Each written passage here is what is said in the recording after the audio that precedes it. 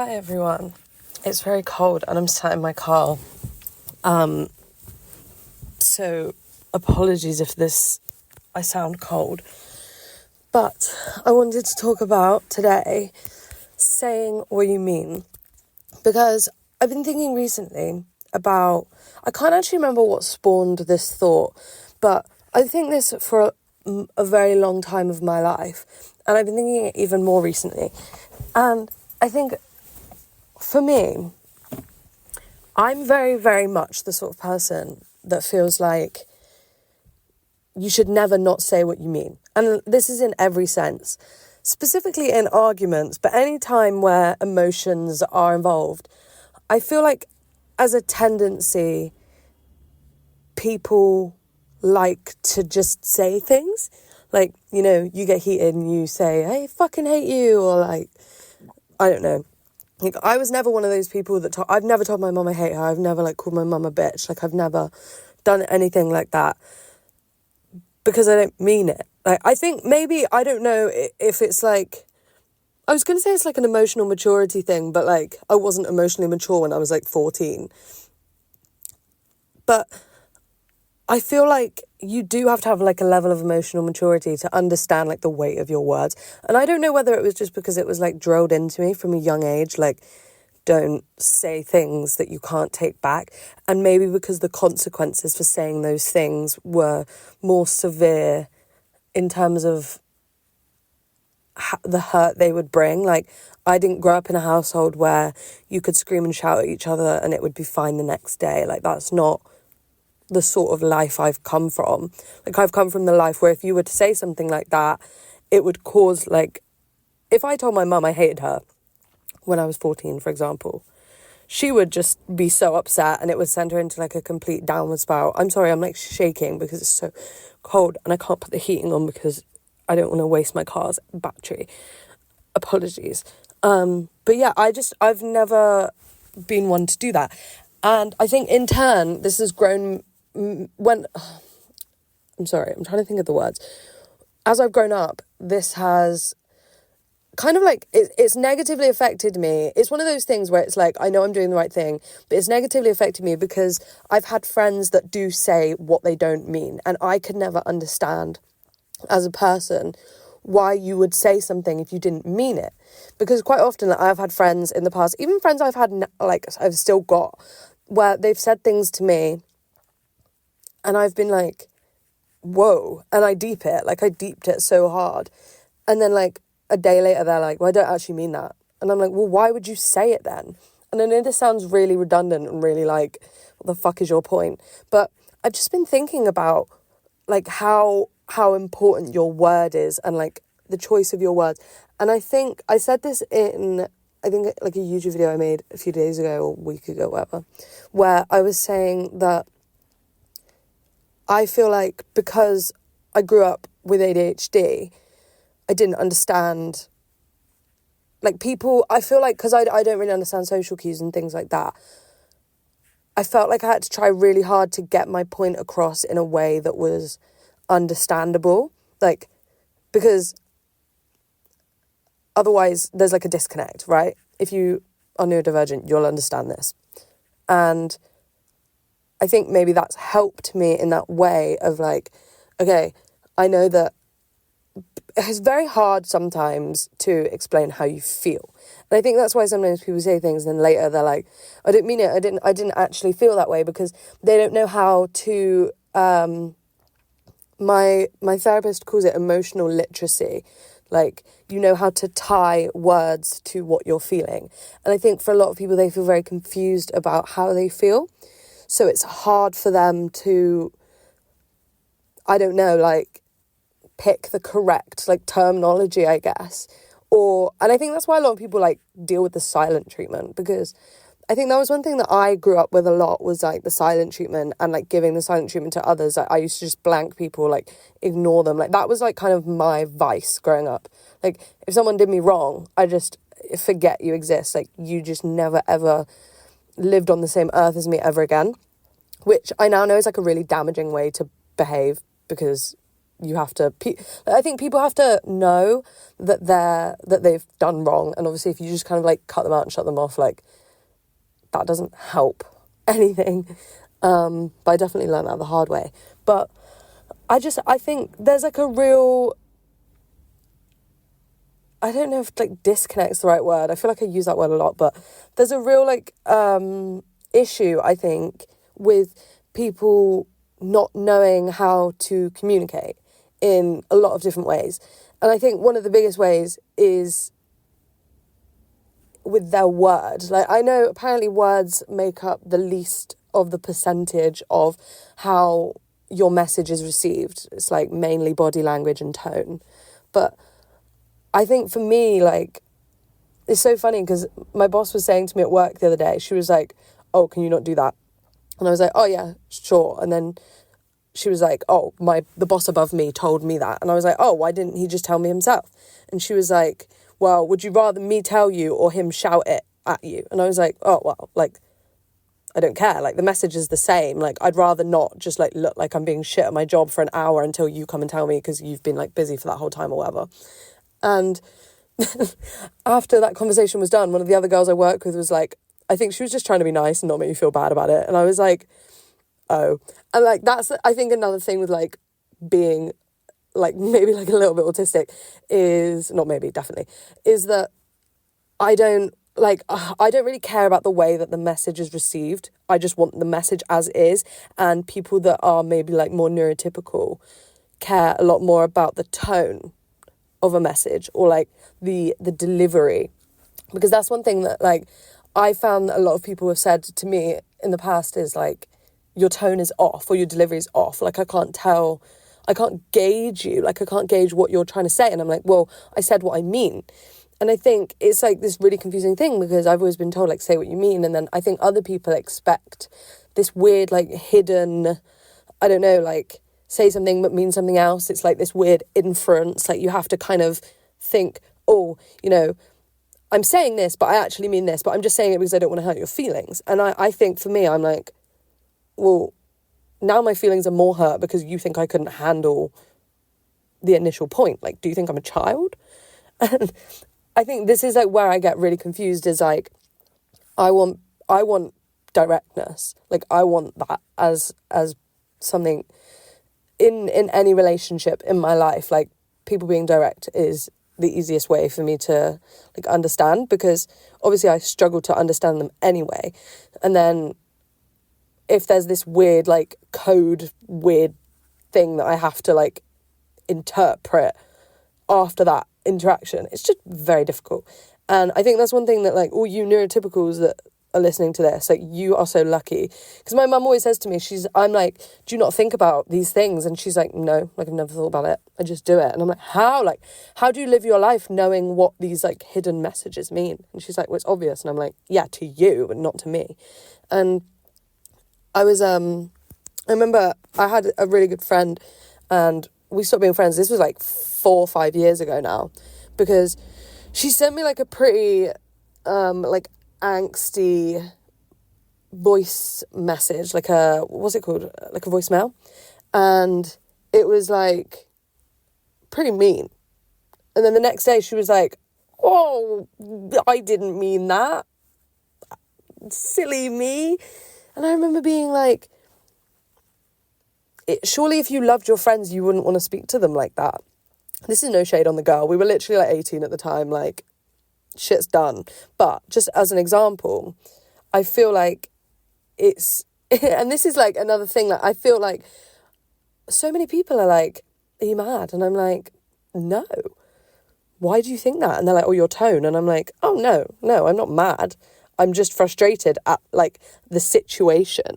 And I find it so hard to comprehend. Like, I was speaking to someone about this the other day. Like, when I say something and someone's like, you mad at me? I'm like, no, I'm not mad at you. I'm mad at the situation. Like, I'm communicating to you why I'm frustrated at the situation. It's not you're not the situation. You're just the first person that I've spoken to, which is why you're getting the tone. And I think that's like quite hard for a lot of people to understand, which I don't understand, because to me that's very obvious. But it's like I was saying, things that are obvious to other people aren't always obvious to me. And I think it's one of those things where I just feel there's this uneven, like, playing field, you know?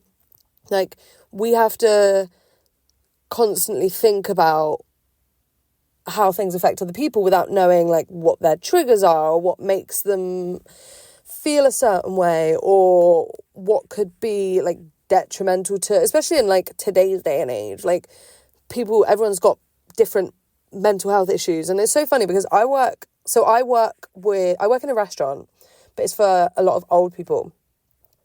And it's so funny, like, their way of communicating. Like, they'll say things to me like, oh, you know, like, allergies only came out after we were born. Like, none of us have got allergies. Like, you know, all of this stuff. Like, none of them are allergic to anything. And, like, they're very much like, oh, we can say what we want and we can do what we want and blah, blah, blah. Like, you know, the stereotype. And it's funny because they are very much that generation that will just say it how it is. And I think I get on really well with that because I'm like, yeah, girl, I did fuck up your order. I did. And you are telling me how that is. And you are being so mean. However, I'm not really that mad at you because at least you're letting me know. Like, don't get me wrong. There's some that are like, very much like, this is wrong, but it's fine. And you're like, well, I can change it. And they're like, no. But like, I'd just so much rather someone be like, yeah, this is wrong, fix it, than do the whole like, mollycoddling around me thing. Like, it's so weird. Like, I just don't understand. And I think for a lot of people that maybe struggle to say what they mean or like put into words how they're feeling, I can understand how it would be a lot easier to hear this, like, I don't want to say like infantilized, maybe that's really not the correct word, but this like calm, like, it's okay, but like, you know, I can understand how that's like a lot easier to digest. But I think it's really baffling because I think if I'm going to live the rest of my life, like I'm only 22, so I'm not very old. And I think I've got like probably at least like 60 years left of my life. I think I would want the next 60 years of my life to be based around honest and open communication. And if that leads to my feelings getting hurt, so be it. Like, I think there's a lot about myself that I would so much rather know what if something that I'm doing now is hurting someone else or inconveniencing them or I'm just being a pain in the ass, basically. I would so much rather that than not know or like live another 20 years of my life unaware, and then when I find out in 20 years time have to then like go back over the last like 40 years of my life and unpick all of those times that, don't get me wrong, I'm not sat down with like a pen and paper. Actually, I kind of am. Like, when I journal, I do like literally go back over with like a fine-tooth comb over everything I've ever done that has hurt someone, because I do think it's important to be able to go back over times that you thought that you were doing, you know, because there's so many words in my head. I think it's really important to be able to criticize yourself, but also at the same time understand that you were doing the best you could with the information that you had at that time. Like, I've said this before, and this quote has not come from me, but like, two things can exist and contradict each other at the same time. Like, both can be true. And I think that's the thing with bad behavior, is that because we so often don't want to admit it to ourselves, we carry on and we don't have the capacity to be like, yeah, like, I did that and it's wrong, because we're not secure in ourselves enough to say like, shit, I fucked up, because we can't handle it. Like, it would damage ourselves or our ego, I guess. And then when you have to go back through it later, you've kind of just piled on, because you haven't been able to be honest with yourself in that moment. You've kind of just like done your future self a disservice when it all does come like, and I think this is why so many people have like midlife crises, because they get to that point where they're like, fuck, I've done this and this, and why didn't I do this? And I could have, and I genuinely believe that's why so many people in like their 40s and 50s fall into this like deep, dark depression, because they think all of these thoughts kind of have just piled up and up and up, and they've not known how to deal with any of it through no fault of their own, might I add, because I would say like Gen Z is the first generation where it's been so accepting to speak about your wrongdoings and how your actions have influenced others, and that it's okay to like make mistakes. I really think that like maybe millennials slightly, but I think our generation, I think just because of social media, like we've been so able to be like, look, everyone else is literally in the exact same boat as us. Like we're all trying our best, even if our best isn't what's best for someone else. And I was thinking about this the other day. This is kind of straying off topic slightly, but I was thinking about how like friendships I've had that have fallen apart, or relationships I've had that have fallen apart, and how the ways in which they've ended have been so detrimental to me, but so beneficial for the other person. And it's just like, it's that thing of kind of like, you are the center of your own universe, but understanding that that person is the center of their own universe as well, and that they can sit and think, you know, they did everything the best way they could, and they didn't intend for any hurt, and maybe you were actually the problem in their life, whether or not you were, you know, trying to be. You weren't what they needed, or their universe was trying to pull you away from them because they'd outgrown you. And I think we hear a lot about like you outgrowing them and you've moved on from them, but sometimes like, you know, sometimes people outgrow you, or sometimes you're the issue, and having that realization is like not very nice. Like it's not very nice to think that someone's world is progressing too fast for you to keep up, and that's causing friction in your life. Like that's not a nice thing to think, that, oh, I'm not evolving as fast as them, or I feel like I'm being left behind. And I think quite often we place blame onto others. Oh, you can literally hear there's like shivers in my voice. I'm so sorry. We place blame onto others because we kind of don't want to think about the fact that we may have hurt them. And I think that's really hard to realise. And I think once you make that realisation, obviously it's not very nice, and you have to like deal, you know, I say this about like the shadow self, and when you shine a light on the shadow self, it's like there's all the bats and the cobwebs and stuff in there. But like once you've shone the light in it and you've seen it and you've seen all the bad things in there, the bats all fly away and the cobwebs all go away. Like you get rid of it and you deal with it, and then it's not dark anymore, and those things can't hide in there because you've like brought awareness to it and you've brought light to it. I know I sound like a fucking hippy dippy bitch, but I am a hippy dippy bitch. I'm sorry. Like I try and hide it so much. I can't. It's like in the fundamental core of who I am. So I know I sound like I should be a shaman in a field in Bali, but it is just the way I think. And I think it's a very helpful way to think. But I think it's so funny. So I ran into a girl that I used to be really, really good friends with that our friendship ended. This is, again, like years ago. I think it was like because it was the end of Mercury retrograde, and like obviously people get brought back. Haven't seen this girl in years. And it was so funny because when we stopped being friends, she sent me this message being like, you're a liar, you're manipulative, you're rude, you're condescending, like basically all these things. And I remember at the time being like, you're so mean to me and you're really horrible, and like whinging about it. And then probably like a year later down the line, after I'd done like a lot of self-improvement, I was like, do you know what? Maybe she actually had a point. But at that point, I was still very much like attached to the situation emotionally, and I still felt betrayed. And like she, you know, like, because I'd lost a lot of friends during that time because of my bad behaviour, I kind of felt like, oh, you, like, they've all abandoned me. Like, I could never admit that. Anyway, I saw her on, like, last weekend, and I sent her a message, like, 2 days later being like, hey, girl, you were so right. Like, I know this is ages ago, it doesn't matter, but you were so right. And she was like, oh my God, that was literally so long ago. Like, almost as if she'd, like, kind of forgotten that we'd had that conversation. And it's so funny that something that was probably such, like, a minor part of her life had literally, like, categorically shaped the way that my personality had been able to change and grow.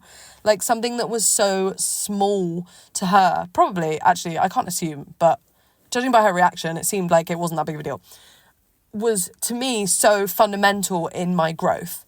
And that's kind of the thing that I'm saying in about how the same event can be catastrophic for you and so minuscule in comparison to the other person, and vice versa. And this like kind of goes back to what I was saying earlier about like your word. Like, you could say something that you think holds no weight, but to that person, it, you know, like some people kill themselves over things people say to them online. Like, this is nothing new, you know, suicide over like online death threats and bullying and things like this. Like, this is very common. And I think because we attach meaning to words based on our own upbringings, and everyone has such different upbringing, there's no way, like, you're never going to know. You're never going to be able to interpret anyone else's experience aside from your own. And I think that's one thing that therapy has taught me since being in therapy, is that Amanda always says this to me. She's like, the only way people can judge you is if they know you inside out, and the only person that knows you inside out is yourself.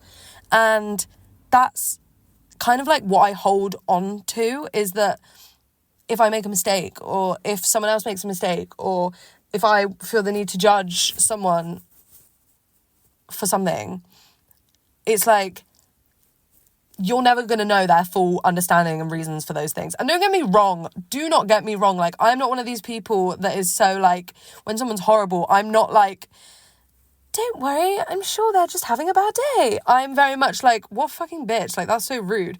But like, I would never say that to them, because you don't know what they're going through. Like, that's like a vent with your friends, or vent with your co-workers, or like vent with your mum type vibe, you know what I mean?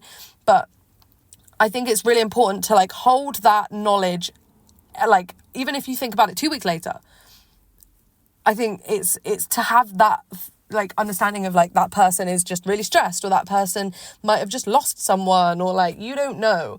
And I think, especially with what I'm saying about how some people may say things, especially like since working in this job, like working with a different generation, they don't quite often understand, I think, the way that their tone is portrayed. And it's actually brought a lot of awareness to me. I find a lot of times I have to experience something to understand how my behaviour has affected someone else. So when someone says something to me in a tone, maybe a few days later, maybe on the spot sometimes, I'm not quite there yet with getting to things like as and when, but at some point I'll think, oh, the way that they spoke to me was exactly how I spoke to someone else a while ago, and I really didn't like it. They probably didn't like it when I spoke to them like that, you know, and then you grow from it and you deal with it and you learn that it's not a very nice way to do things or go about things. And that is, my brain switched off. So that's all. Love you guys. Oh, and it was 2222. How wholesome. Love you. Speak to you soon.